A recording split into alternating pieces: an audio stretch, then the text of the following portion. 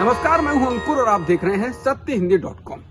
जैसा कि आपको पता है कि सत्य हिंदी का ऐप भी आ चुका है, तो उसको डाउनलोड करने के लिए आप इस वीडियो के डिस्क्रिप्शन में जाइए।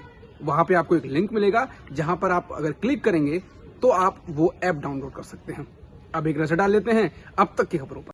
पिछले एक दिन में कोरोना संक्रमण के 3,47,254 नए मामले सामने आए हैं और 703 लोगों की मौत हुई है। कल कोरोना के 3,17,532 मामले सामने आए थे। साफ है कि संक्रमण बहुत तेजी के साथ फैल रहा है। एक्टिव मामलों का आंकड़ा बढ़कर 20,18,825 हो गया है।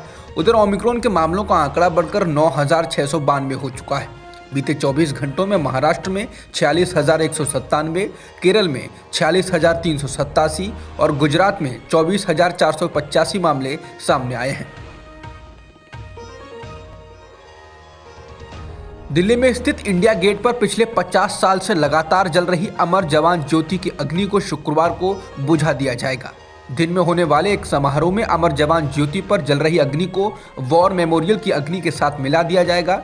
कहा गया है कि देश के लिए शहीद हुए जवानों को श्रद्धांजलि देने के लिए पहले कोई वॉर मेमोरियल नहीं बनाया गया था, इसलिए इंडिया गेट पर अमर जवान ज्योति पर जवानों को श्रद्धांजलि दी जाती थी।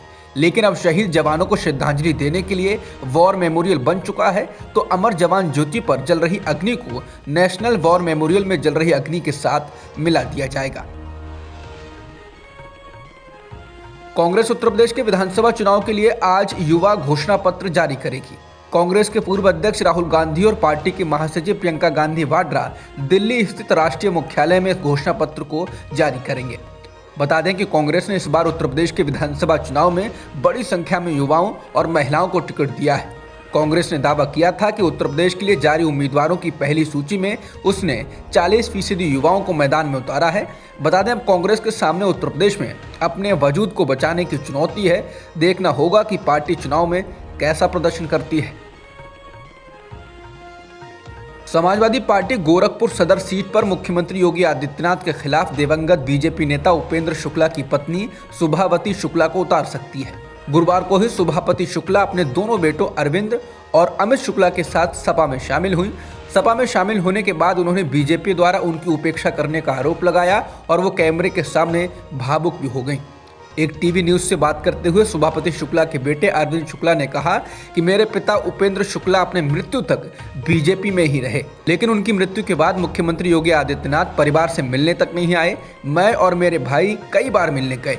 इसके बाद वो बीजेपी के ऊपर उपेक्षा का आरोप लगाते हुए भावुक हो गए। पूर्व सांसद अवतार सिंह भड़ाना ने शुक्रवार को ट्वीट कर कहा है कि वो विधानसभा का चुनाव लड़ेंगे।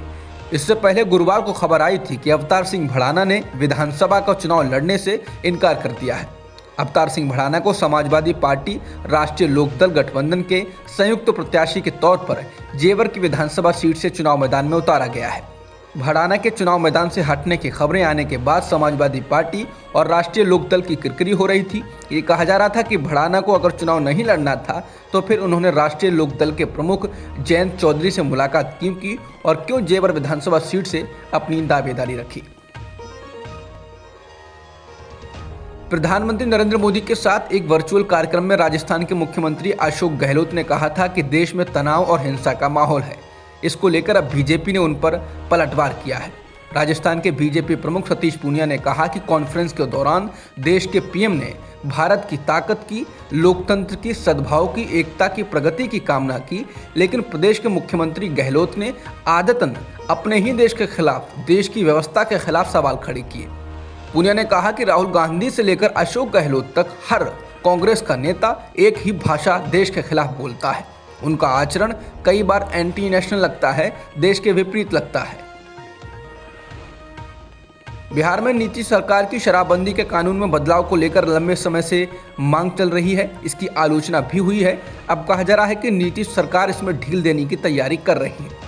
पहली बार शराब पीने वाले को गिरफ्तार किए जाने के बजाय जुर्माना लगाकर छोड़ दिया जा सकता है और मामले को वापस लिया जा सकता है। इतना ही नहीं, जिस वाहन में शराब पाई जाएगी उसे भी जब्त करने की बजाय जुर्माना लेकर छोड़ा जा सकता है।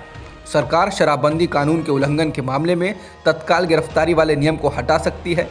इंडियन एक्सप्रेस के अनुसार बिहार सरकार ने इस कानून में संशोधन का मसौदा तैयार किया है, जिनमें इन तरह के सुधारों की बात कही गई है।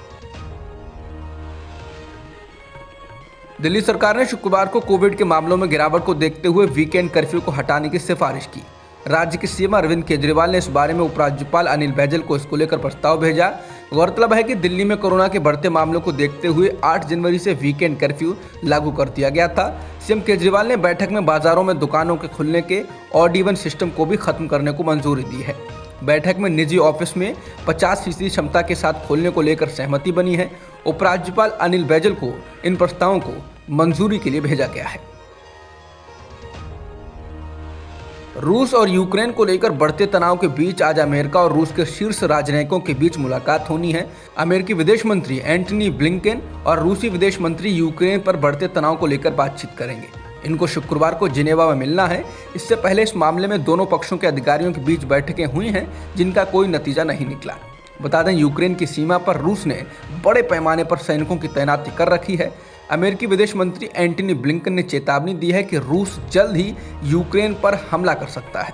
तो वहीं अमेरिकी राष्ट्रपति जो बाइडेन ने कहा कि उन्हें लगता है कि व्लादिमीर पुतिन यूक्रेन में दखल तो देंगे, लेकिन एक जंग से बचना चाहेंगे।